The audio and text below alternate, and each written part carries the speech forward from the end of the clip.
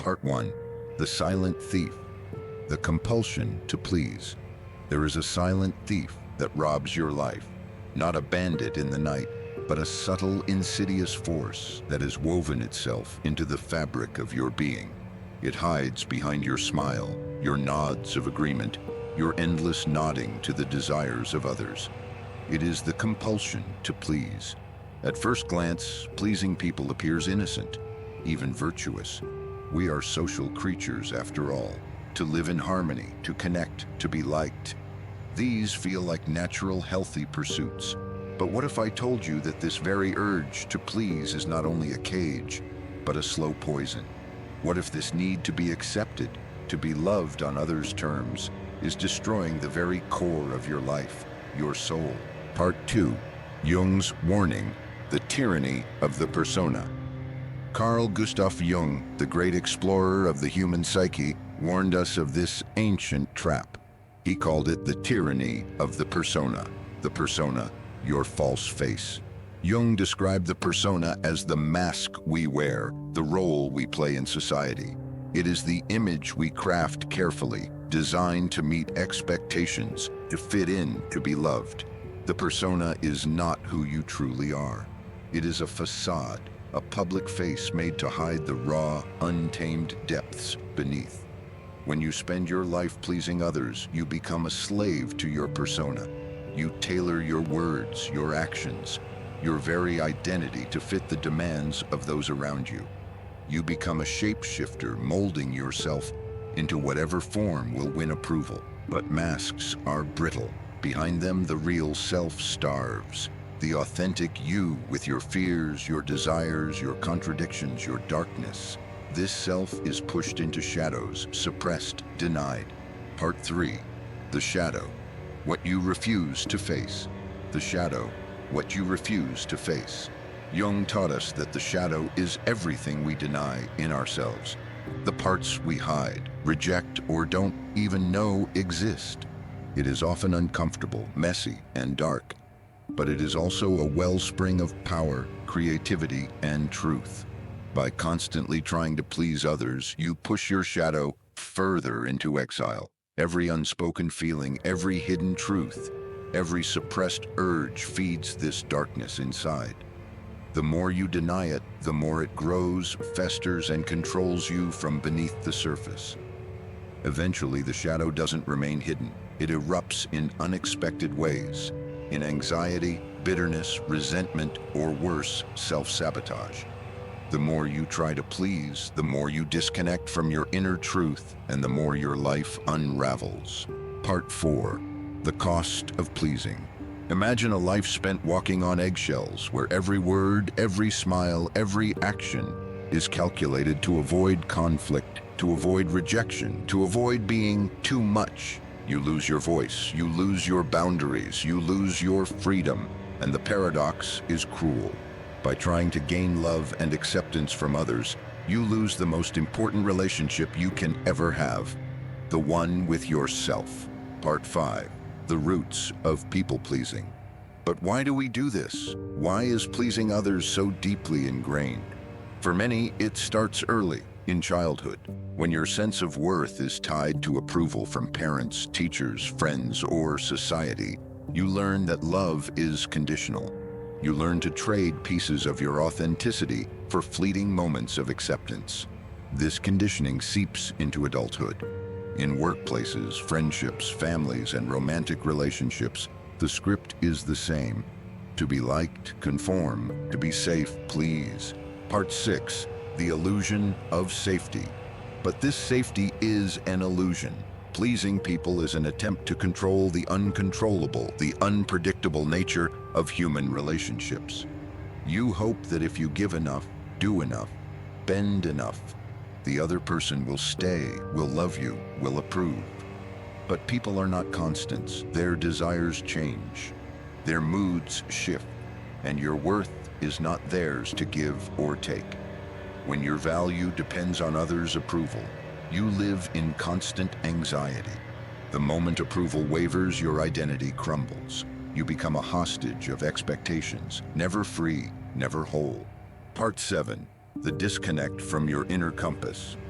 Jung believed that true individuation, the process of becoming whole, happens when you embrace all parts of yourself, including your shadow. But how can you become whole if you are constantly bending yourself to fit a mask? When you please, you disconnect from your inner compass, that quiet voice inside that knows what you truly want, what you need, what you are here to do. You silence it with noise. The noise of others' demands, judgments, and expectations. Part 8. The silent despair. Over time, this disconnection leads to a deep, silent despair. You feel lost, empty, fragmented. You wonder, who am I really? What do I want? What do I believe? And the answers seem buried beneath layers of pleasing people's wants, fears of rejection, and self-denial. Part 9. The path forward. But the good news, as Jung taught, is that the journey to freedom begins with awareness. To see the mask for what it is, to recognize the cost of pleasing, to acknowledge the shadow you've hidden, to reclaim your voice, to become finally yourself. Part 10. The endless performance. We left off with the mask, the persona, and the shadow lurking beneath, growing darker each time you silence your truth to please others. But how does this hidden battle play out in the landscape of your life? What does people-pleasing really look like when it seeps into your relationships, your mind, your very sense of self? And why is it so dangerously easy to mistake it for kindness or love? When you please others, you are performing. You become a living script, reciting lines that aren't your own. In relationships, this means you say yes when you mean no. You soften your edges to avoid conflict. You hide your needs behind smiles and accommodation. At work, it means accepting burdens that crush your spirit, staying silent when your voice could matter, bending to authority even when it conflicts with your conscience. This performance is exhausting because it's not sustainable. You can only hide your true self for so long before cracks appear. In frustration, in resentment, in exhaustion. Part 11. The toxic cycle. The irony is cruel. The more you please, the less you are truly known. The more you try to be accepted, the more distant you feel. You trade authenticity for acceptance. You offer a shadow of yourself to others. And when they respond to that shadow, not to you, you wonder why you feel invisible, misunderstood, lonely. This breeds a toxic cycle. You please to be seen, but by pleasing, you erase yourself and then feel unseen. Part 12. The Shadow's Reckoning. Jung taught us that the shadow is not just darkness to be feared. It is a part of you yearning for integration. When you deny your true feelings, desires, and flaws to please others, your shadow grows in power, demanding attention in the form of anxiety, depression, self-sabotage, or sudden outbursts. These are not random or shameful failures. They are your psyche's desperate attempt to heal the split inside you. Ignoring this inner turmoil only deepens the wound. Part 13. The fear of rejection. Why do we cling so fiercely to pleasing others, even as it destroys us? Because beneath it all is a primal fear, the fear of rejection. We learn early that love and approval can be withdrawn like a gift, and so we do everything to hold on to them. But Jung reminds us, love that depends on the mask you wear is conditional, fragile, and ultimately a form of imprisonment. True love, love that frees, begins with acceptance of your whole self, even the parts you fear others won't like. Part 14. The illusion of control. People-pleasing is also an illusion of control. You hope that by managing others' emotions, smoothing their egos, meeting their needs, you can steer your life away from conflict, pain, or abandonment. But human beings are not predictable machines.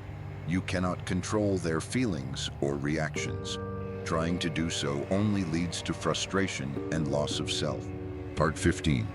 The cost to your inner world. As you lose yourself in others' expectations, you lose touch with your inner world, the source of your intuition, creativity, and meaning. You begin to live from the outside in, Your values no longer your own, but borrowed from the demands of others. Your choices become hollow, your passions fade. You feel disconnected, adrift. Part 16. The Path of Individuation. Jung called the journey to wholeness individuation, a process of integrating the persona, the shadow, and the authentic self. It requires courage to face the parts of you you have hidden or feared, to stop pleasing as a default and begin to say no, sometimes painfully, sometimes awkwardly, to risk rejection in order to reclaim your voice. Part 17. Small steps toward authenticity. This transformation does not happen overnight. It begins with awareness, noticing when you say yes out of fear rather than desire, noticing when you suppress anger or sadness to keep the peace, allowing yourself to feel these emotions without judgment, reclaiming your boundaries. Part 18. Reclaiming your boundaries. Learning to set boundaries is key. Boundaries are not walls to keep others out. They are bridges to yourself. They say, this is me, this is where I begin and where I end. When you honor your boundaries, you teach others how to treat you. When you respect your limits, you reclaim your power. Part 19. Embracing the shadow. The shadow is not your enemy. It is a wellspring of vitality waiting to be recognized. When you acknowledge your fears, desires, and flaws, you take back the energy spent hiding them. You become more whole, more alive. Part 20. The power of saying no. No is a small word with tremendous power. It is a boundary, a shield, and a declaration of self-respect. Saying no is not just about refusal, it is about choosing what aligns with your values and what preserves your energy. In a world full of demands, distractions, and noise, the ability to say no is a quiet act of strength. When you say no, you protect your time and your focus. You free yourself from obligations that dilute your purpose. You honor your limits and acknowledge that your well-being matters. Saying no is often harder than saying yes because it requires courage. Courage to disappoint others, to face discomfort, and to stand firm in your convictions. Yet it is through these small refusals that we carve out space for what truly matters. Saying no allows you to say yes to growth, to peace, and to meaningful connections. It is not a rejection of opportunity, but an embrace of intentional living. So remember, every no spoken with clarity is a yes to your freedom. Practice the power of no, and in doing so, reclaim your life.